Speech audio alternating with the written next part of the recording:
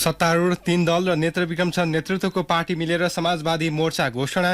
आफूहरूको मोर्चाबन्दीबाट नडराउन नेताहरूको आग्रह। पहिरोका कारण 5 थरमा 35 घर परिवार विस्थापित। राहत र उद्धार कार्यलाई तीव्रता दिने प्रधानमन्त्री दाहालको भनाई। बाढी पहिरोमा मृत्यु भएका परिवारलाई 1 लाख र घाइतेलाई 50,000 दिने कोशी प्रदेश सरकारको निर्णय। कोशी प्रदेश नामाकरणको विरोधमा उत्रिएको संघर्ष समिति र प्रदेश सरकार बीच भएको वार्ता निष्कर्षविहीन। पुनः बसेर टुङ्ग्याउने सैद्धान्तिक सहमति। अमेरिकाका विदेश मन्त्री ब्लिङ्कन र चिनिया राष्ट्रपति सी जिनपिङ बीच भेटवार्ता। रुस युक्रेन युद्ध लगायत विषयमा छलफल। र असोज पहिलो साता चीनमा हुने एसियाडका लागि नेपालको तयारी अघि बढ्दै। अर्को महिनाबाट क्लोज क्याम्प सुरु हुने। नमस्कार, कान्तिपुर डायरीका साथमा साथी सन्तोष र सूरज। समाचार अब विस्तारमा। सत्तारूढ माओवादी केन्द्र, एकीकृत समाजवादी, जनता समाजवादी र नेत्रविक्रम चन्द नेतृत्वको पार्टी मिलेर समाजवादी मोर्चा घोषणा भएको छ। हिंसात्मक गतिविधि त्याग्दै शान्तिपूर्ण राजनीतिमा आएको चन्द नेतृत्वको पार्टी अन्ततः संसदवादी दलहरूको मोर्चामा आबद्ध भएको छ।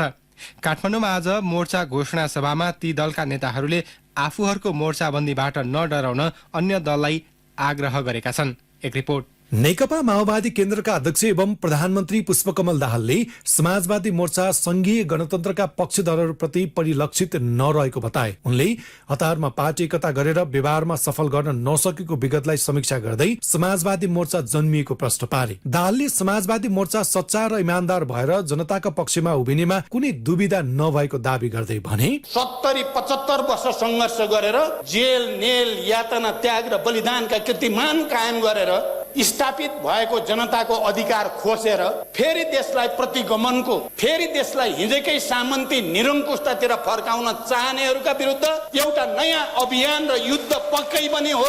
तिनीहरूलाई चुनौती पक्कै पनि हो। प्रधानमन्त्री दाहालले लोकतान्त्रिक आन्दोलनमा शरीक भएका परिवर्तनकारी शक्ति र दलहरूलाई मोर्चामा आउन आह्वान गर्दै लोकतन्त्रबाट प्राप्त उपलब्धिलाई संस्थागत गर्न सबै एकजुट हुन आग्रह समेत गरे। संविधान सभाबाट संघीय लोकतान्त्रिक गणतन्त्रको संविधान बनाउने पक्षमा कुनै न कुनै रूपले भूमिका खेलेका सबै शक्तिहरूलाई आउनुहोस्, हातेमालो गरौं र यो देशलाई फेरि अराजकताको, निरङ्कुशताको, सामन्त्यवादको अँध्यारोतिर लान चाहने विचार प्रवृत्ति र शक्तिका विरुद्ध संघर्षको मैदानमा अगाडि बढौं भन्न चाहन्छु।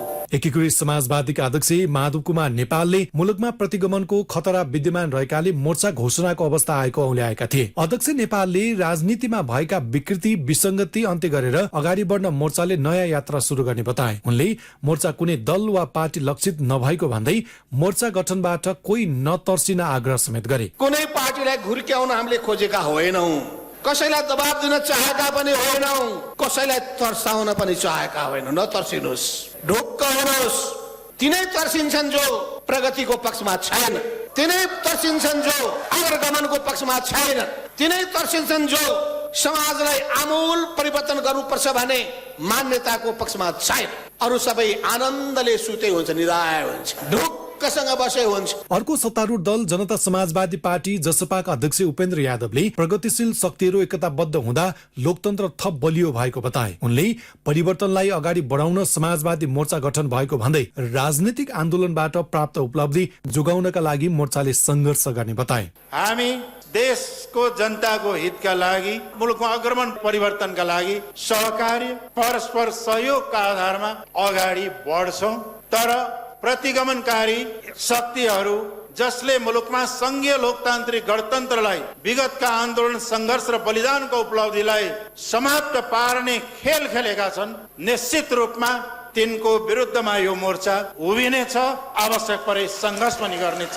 शान्तिपूर्ण राजनीतिमा आएसँगै संसदीय दलको मोर्चामा सहभागी भएको नेपाल कम्युनिस्ट पार्टीका महासचिव नेत्रविक्रम चन्दले प्रतिगामी शक्तिलाई रोक्न समाजवादी मोर्चाले महत्वपूर्ण भूमिका निभाउने दावी गरे। नेपालको राजनीतिक इतिहासमा मोर्चा नयाँ सुरुवात भएको दावी गर्दै चन्दले भने, कुनै पनि मूल्यमा आजको संकटबाट प्रतिगामी र पक्षगामीहरूलाई मौकाको फाइदा उठाउन दिनु हुँदैन। कुनै पनि स्थितिमा हाम्रो देशमाथि आँखा लगाउने साम्राज्यवादी दृष्टिलाई कुनै पनि स्थितिमा स्वीकार गर्न सकिँदैन। नेपालको स्वाधीनता र नेपाली जनताको अधिकारको लागि एउटा नयाँ सङ्घर्ष लडाई अगाडि बढाउनु पर्छ भन्ने सोचका साथमा हामीले एउटा नयाँ अगाडि ल्याएका छौँ, समाज मोर्चा नेपाल। यो नेपाली राजनीतिको एउटा नयाँ मोड हो, नयाँ प्रयोग हो। यो त्यस्तै एकीकृत समाजवादी पार्टीका वरिष्ठ नेता झलनाथ खनालले बदलिदो राजनीतिक परिस्थितिलाई वामपन्थी शक्तिहरूले परास्त गर्ने बताए। उनले समाजवादी मोर्चा सच्चा समाज र जनताप्रति उत्तरदायी हुने भन्दै मोर्चालाई सत्ता र शक्तिका लागि प्रयोग नगर्न सुझाए। म चारै दलका नेताहरूलाई आग्रह गर्न चाहन्छु, यो मोर्चा खाली सत्तालाई टिकाउने मोर्चा मात्रै नबनोस्, यो मोर्चा साँचो अर्थमा आमूल परिवर्तनको मोर्चा बनोस्, यो मोर्चा सम्पूर्ण वामपन्थीहरूलाई एकताबद्ध गर्ने मोर्चा बनोस्। लामो समयको रस्साकसीपछि घोषणा भएको समाजवादी मोर्चाले 15 बुँदे प्रतिबद्धता सार्वजनिक गरेको छ। मुख्य गरी संहिता, लोकतन्त्र, सुशासन, समृद्धि र सामाजिक आर्थिक न्याय सहितको नेपाली विशेषताको समाजवादको स्थापना गर्ने उद्देश्य राखेको मोर्चाको नेतृत्व नेताहरूले आलो पालो गर्नेछन्। शीर्ष नेताहरू रहने संयोजन समिति र प्रत्येक राजनीतिक दलबाट प्रतिनिधित्व हुने गरी सचिवालय बन्नेछ, जसले समाजवादी मोर्चाका आगामी गतिविधिलाई अगाडि बढाउनेछ। यसो त समाजवादी मोर्चाको संसदीय अङ्क गणितमा 54 सिट हुन आएको छ, जसमा माओवादी केन्द्रका 32, जसपाका 12 र एकीकृत समाजवादीका 10 सिट रहनेछन्। रेडियो कान्तिपुरका लागि सन्तोष गन्धर्व। लगातारको वर्षापछि खसेको पहिरोका कारण 5 थरका 35 घर परिवार विस्थापित भएका छन्। जिल्लाको फिदिम नगरपालिका, हिलिवाङ, याङवरक र फालेलुङ गाउँपालिकाका गरी 35 घर परिवार प्रभावित भएका हुन्। विगत 2 दिनदेखिको वर्षा अझै रोकिएको छैन। याङवरक गाउँपालिका 1 खोलाघारी गाउँबाट पहिरोमा फँसेका 10 जना स्थानीयलाई नेपाली सेनाको हेलिकप्टरद्वारा उद्धार गरी च्याङ थापो स्थित विष्णु माविमा राखिएको छ। उनीहरूलाई स्थानीय तह र जिल्ला प्रशासन कार्यालयको समन्वयमा तत्कालका लागि खाने र बस्ने र दैनिक उपभोग्य वस्तुको प्रबन्ध पनि मिलाइएको प्रमुख जिल्ला अधिकारी मेख बहादुर मगरातीले जानकारी दिनुभयो। 5 थरमा हालसम्म बाढी पहिरोका कारण 3 जनाको मृत्यु भएको छ भने 3 जना अझै बेपत्ता छन्। बेपत्ताहरूको खोजी भइरहेको प्रहरीलाई उद्धृत गर्दै हाम्रा सहकर्मीले जनाएका छन्। सडक माथिदेखि खसेको पहिरोका कारण मध्यपहाडी लोकमार्गको 5 थर तेह्रथुम सडक खण्ड समेत अवरुद्ध छ। त्यस्तै अविरल वर्षाका कारण आएको बाढी पहिरोमा परि हराइरहेका संखुवा सभाका 21 जना बेपत्ता छन्। उनीहरूको खोजी भइरहेको प्रहरीले जनाएको छ। त्यस्तै ताप्लेजुङमा पनि पहिरोमा पुरिएर हराइरहेका 3 जनाको खोजी भइरहेको प्रहरीले जनाएको छ। पहिरोका कारण सिदिवाङ गाउँपालिकाका बासिन्दा बढी प्रभावित भएका छन्। कोशी प्रदेश सरकारले बाढी पहिरोमा परि मृत्यु भएकाको परिवारलाई 1 लाख र घाइतेलाई 50,000 रुपैयाँ दिने निर्णय गरेको छ।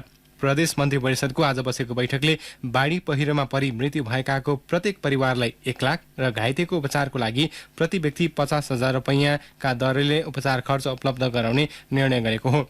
यस्तै तनहुँको म्याग्दे गाउँपालिका 1 माथिल्लो गुडादीमा पहिरोले पुरिएर 1 मजदुरको मृत्यु भएको छ। 2 जना घाइते भएका छन्।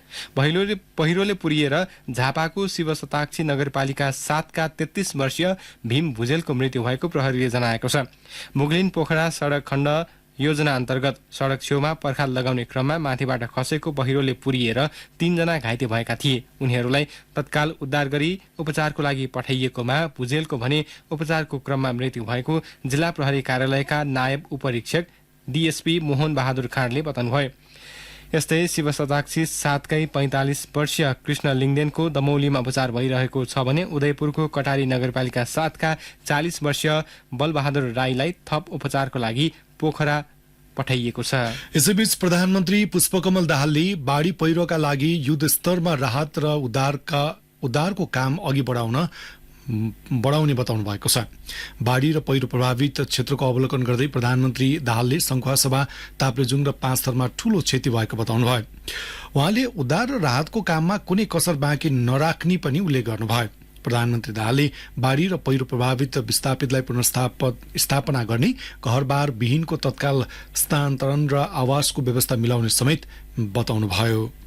क्षति निकै ठूलो छ र सरकार र यस अन्तर्गतका निकायहरू तदारुकताका साथ तत्काल उद्धार खोजी कार्यमा, त्यसपछि स्थानान्तरण पुनर्स्थापनाको कार्यमा र पुलहरू भत्किएको छ तुरुन्तै त्यसलाई जोड्नको निम्ति बेली ब्रिजहरूको व्यवस्था गरेर छिटोभन्दा छिटो सम्पर्क सम्बन्धलाई अगाडि बढाउने कुरा, यी कुरामा सरकारको ध्यान छ। तीनवटै जिल्लामा भएको क्षतिको विवरण हेरेर सरकारले नयाँ कार्यक्रम ल्याउने प्रधानमन्त्री दाहालको भनाइ छ। यसैबीच प्रधानमन्त्री दाहालले उद्धार राहतसँगै बेपत्ता भएकाहरूको खोजीका लागि जिल्लाका सबै सरकारी संयन्त्रलाई निर्देशन समेत दिनुभएको छ। कान्तिपुर डायरीमा अब ब्रेकको पालो। अब बाँकी प्रसंग। बागमती प्रदेश सरकारले प्राकृतिक र गैर प्राकृतिक विपदबाट प्रभावित कृषकलाई क्षतिपूर्ति तथा राहत वितरण गरेको छ। विपदबाट क्षति बेहोरेका किसानलाई लक्षित गरी प्रदेश सरकारले स्थापना गरेको कोषबाट कृषि तथा पशुपञ्च विकास मन्त्रालयले पहिलो चरणमा काभ्रेका 8वटा फार्मलाई क्षतिपूर्ति तथा राहत स्वरूप 54,61,000 रुपैयाँ उपलब्ध गराएको हो। कोषमा चालु आर्थिक वर्षमा 3 करोड रुपैयाँ रहेको छ। सरकारले आगामी आर्थिक वर्षमा 5 करोड रुपैयाँ कोषका लागि विनियोजन गरेको छ।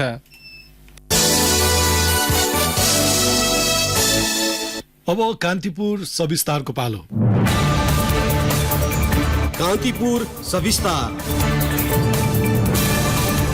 एसिया महादेशको सबैभन्दा ठूलो खेलकुद प्रतियोगिताका रूपमा स्थापित एसियाली खेलकुदको 19औं संस्करण यसै वर्ष चीनको हान्जाउमा आयोजना हुँदैछ। यसअघि सन् 2022 मा हुने भनिएको प्रतियोगिता कोरोना महामारीका कारण हुन सकेन। आगामी असोज 6 देखि 21 गतेसम्म हुने प्रतियोगितामा नेपालबाट 29 खेलका लागि 231 खेलाडी सहभागी हुँदैछन्।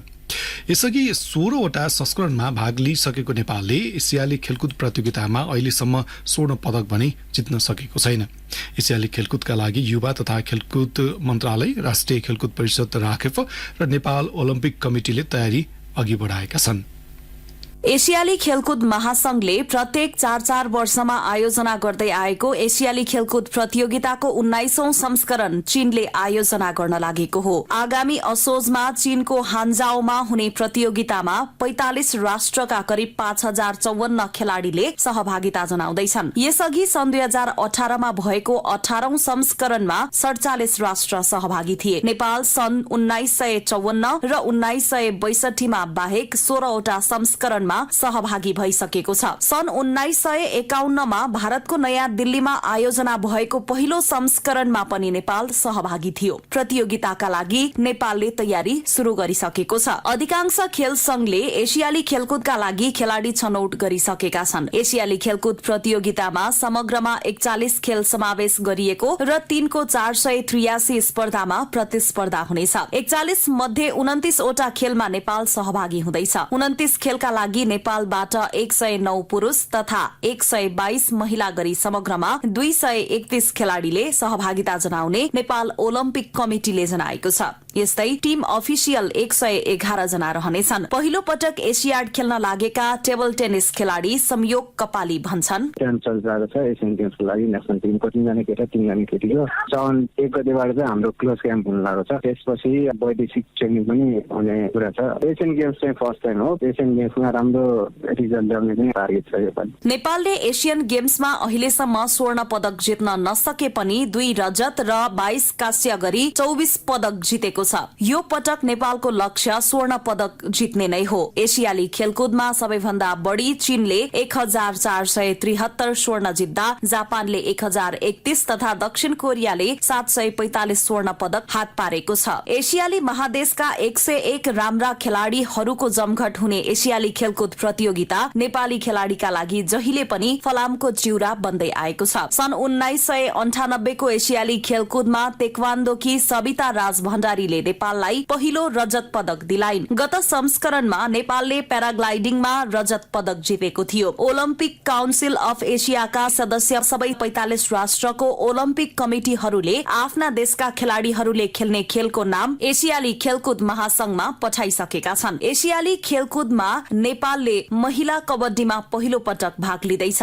नेपाल कबड्डी संघकी अध्यक्ष तुलसी थापा भन्छन्, टिम छनौट भइसकेको छ। क्याम्प सुरु गरेका छौं। खेलाड़ीहरूलाई पूर्वाधारहरू पर्याप्त नभए पनि हामीले आफ्नो किसिमबाट चाहिँ तयारी गर्दैछौँ। यो पटकको टार्गेट गोल्ड मेडल नै हो हैन, सबैको चाहना त्यही हुन्छ र हामी पनि त्यही आशा राखेका छौँ। हाम्रो कोसिस पनि त्यही छ। जति हुनुपर्ने हो त्यो छैन भने जस्तो हाम्रो रिक्वायरमेन्टहरू जति चाहिने हो त्यो सबै हामीसँग छैन। नहुँदा पनि हामीले चाहिँ मेडल प्राप्त गर्ने हिसाबले नै हामी तयारी चाहिँ गर्दैछौँ। आज त हामीले परिणाम चाहिँ ल्याउँछौँ। मेडल ल्याउने हिसाबले नै हाम्रो तयारी भइरहेको छ। एसियाली खेल अभियान 19औं संस्करणसम्म आइपुग्दा चीनले यो प्रतियोगिताको आयोजना तेस्रो पटक गर्न लागेको हो। चीनले यसअघि सन् 1990 र 2010 मा प्रतियोगिताको आयोजना गरेको थियो। एसियन गेम्स थाइल्याण्डले सबैभन्दा बढी 4 पटक आयोजना गर्दा दक्षिण कोरियाले 3 तथा भारत, जापान, इन्डोनेसिया र चीनले 2-2 संस्करण आयोजना गरेका छन्। यस्तै फिलिपिन्स, इरान र कतारले समान एक संस्करण आयोजना गरेका छन्। यसपटक प्रतियोगिताका लागि चीनले $8 बिलियन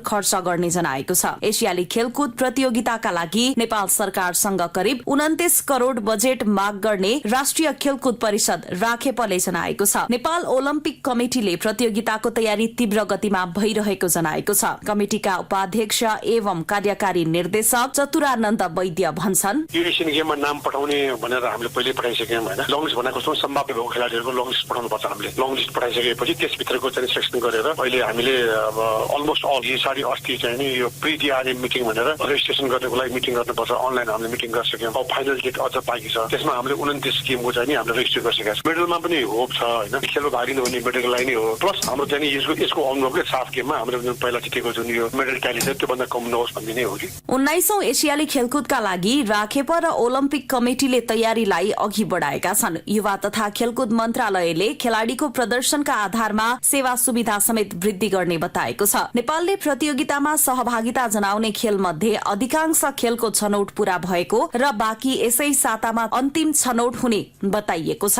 राखेपले आगामी श्रावण 1 गतेदेखि भदौ 1 गतेसम्म एसियाडमा सहभागी हुने सबै खेलाडीलाई क्लोज क्याम्पमा राख्ने जनाएको छ। रेडियो कान्तिपुरका लागि पूजनी श्रेष्ठ। कान्तिपुर सविस्तार।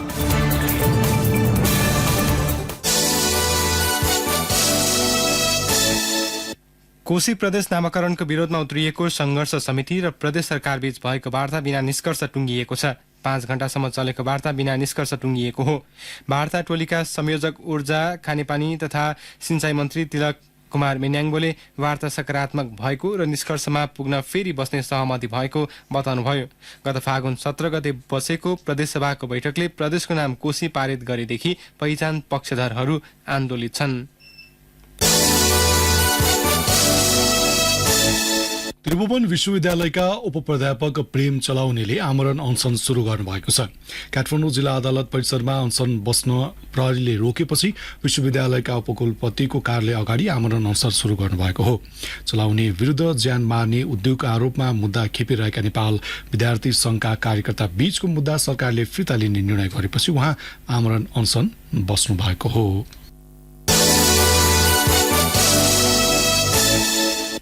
नेत्र चिकित्सक डाक्टर सन्दक रुइतले पाउने पुरस्कारमा सरकारले कर छुट दिने भएको छ। गृह मन्त्रालयले आज राजपत्रमा सूचना प्रकाशित गर्दै डाक्टर रुइतले बहराइनबाट पाउने 10 लाख अमेरिकी डलर अर्थात् करिब 13 करोड रुपैयाँमा कर छुट दिने निर्णय भएको जानकारी गराएको हो।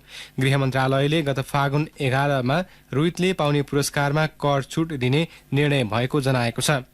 कानून अनुसार आकस्मिक लाभको भुक्तानीमा 25% का दरले अग्रिम कर कट्टी गर्नुपर्छ। तर यस्तो पुरस्कार रकममा सरकारले कर नलाग्ने गरी छुट दिन सक्नेछ। डाक्टर रुइतले गत फागुनमा 5औं संस्करणको प्रतिष्ठित ईसा अवार्ड प्राप्त गर्नुभएको थियो। अत्यन्त दुरुपयोग अनुसन्धान आयोगले जलस्रोत तथा सिंचाई विभागका तत्कालीन महानिर्देशक मधुकर प्रसाद राज भण्डारी विरुद्ध भ्रष्टाचारको मुद्दा दायर गरेको छ। अकुत सम्पत्ति आर्जन गरेको अभियोगमा आयोगले राज भण्डारी विरुद्ध काठमाडौँ स्थित विशेष अदालतमा भ्रष्टाचार मुद्दा दायर गरेको हो। राज भण्डारीले हाल अवकाश पाइसकेका छन्। राज भण्डारीले 3,56,77,346 रुपैयाँ स्रोत नखुल्ने तवरले सम्पत्ति कमाएको भन्दै आरोप पत्र दर्ता भएको छ।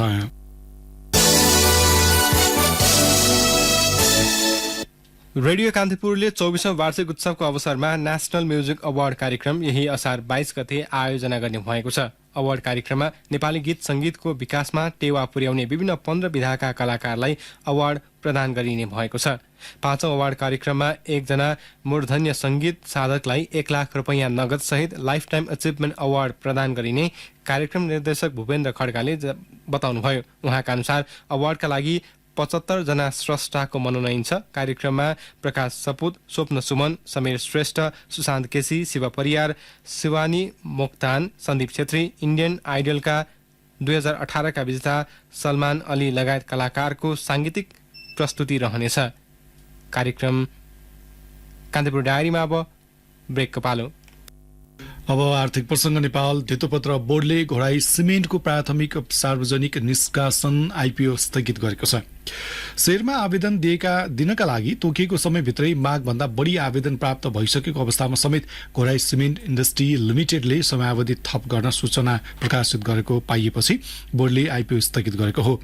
आज गरेको भन्दा बढी आवेदन परेको अवस्थामा पनि फेरि सूचना माग गरिएको भन्दा बढी आवेदन परेको अवस्थामा पनि फेरि सूचना जारी गरेको, खातामा पैसा नभए पनि ठूलो संख्यामा आवेदन परेको लगायतका विषयमा अनुसन्धान गर्नका लागि भन्दै आइपिओ स्थगित गरिएको बोर्डकी सहायक निर्देशक सरिता महर्जनले जानकारी दिनुभयो।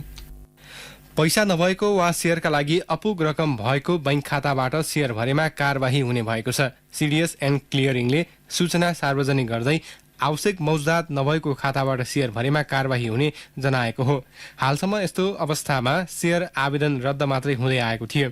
बैंक खातामा मौजदात नराखी वा खातामा मौजदात रहेको भन्दा बढी रकमको आवेदन दिई संस्थाले जारी गरेको धितोपत्रको सार्वजनिक निष्कासनमा प्राप्त आवेदनको संख्या तथा परिमाणलाई प्रभावित पार्ने कार्य गरेमा कारबाही हुने सिडिएस एन्ड क्लियरिङले जनाएको छ।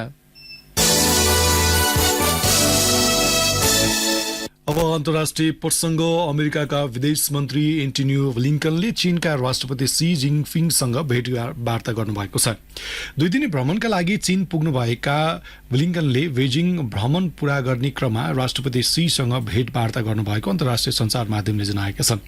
भेटका क्रममा युक्रेन युद्धको आक्रामक युद्ध लगायतका विश्वव्यापी मामिलाका बारेमा कानून कुराकानी भएको अमेरिकाका विदेश मन्त्री ब्लिङ्कनले बताउनु भएको छ। यसअघि अमेरिकाका विदेश मन्त्री ब्लिङ्कनले चिनिया शीर्ष कूटनीतिज्ञ वाङ यी र विदेश मन्त्री किङ ग्याङसँग भेट गर्नुभएको थियो। भेटपछि वाङ यीले कमजोर सम्बन्धको मूल कारण चीनप्रति अमेरिकाको गलत धारणा रहेको बताउनु भएको छ।